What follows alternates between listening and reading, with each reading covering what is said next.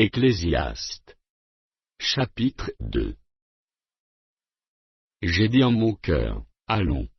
Je t'éprouverai par la joie, et tu goûteras le bonheur. Et voici, c'est encore là une vanité. J'ai dit du rire, insensé. Et de la joie, à quoi sert-elle?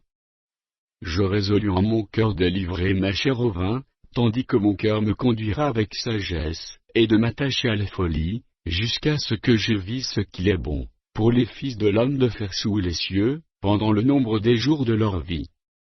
J'exécutais de grands ouvrages, je me bâtis des maisons, je me plantai des vignes, je me fis des jardins et des vergers, et j'y plantai des arbres à fruits de toute espèce.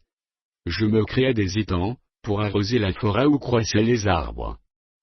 J'achetai des serviteurs et des servantes, et j'eus leurs enfants nés dans la maison, je possédais des troupeaux de bœufs et de brebis, plus que tout ce qui était, avant moi dans Jérusalem. Je m'amassai de l'argent et de l'or, et les richesses des rois et des provinces. Je me procurai des chanteurs et des chanteuses, et les délices des fils de l'homme, des femmes en grand nombre. Je devins grand, plus grand que tout ce qui était, avant moi dans Jérusalem.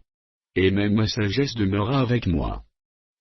Tout ce que mes yeux avaient désiré, je ne les en ai point privés, je n'ai refusé à mon cœur aucune joie, car mon cœur prenait plaisir à tout mon travail, et c'est la part qui m'en est revenue. Puis, j'ai considéré tous les ouvrages, que mes mains avaient faits, et la peine que j'avais prise à les exécuter, et voici, tout est vanité et poursuite du vent, et il n'y a aucun avantage à tirer de ce qu'on fait sous le soleil. Alors j'ai tourné mes regards vers la sagesse, et vers la sottise et la folie. Car que fera l'homme qui succédera au roi? Ce qu'on a déjà fait. Et j'ai vu que la sagesse a de l'avantage sur la folie, comme la lumière a de l'avantage sur les ténèbres.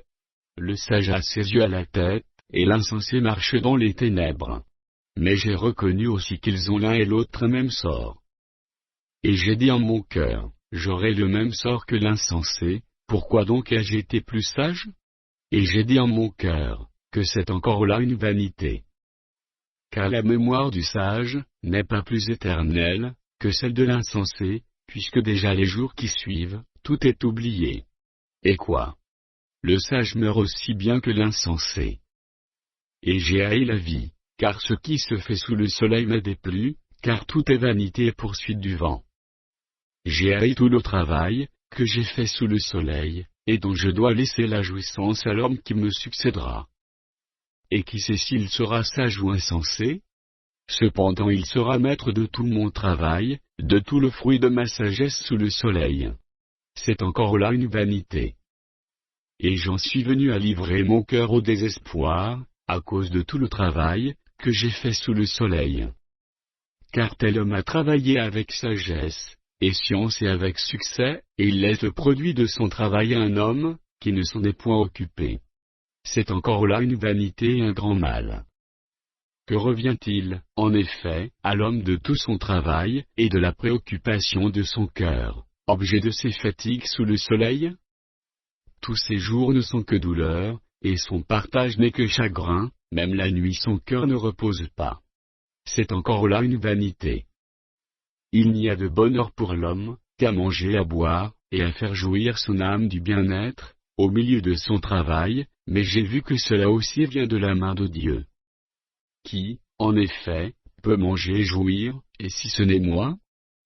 Car il donne à l'homme qu'il est agréable la sagesse, la science et la joie, mais il donne au pécheur le soin de recueillir et d'amasser, afin de donner à celui qui est agréable à Dieu. C'est encore là une vanité et la poursuite du vent.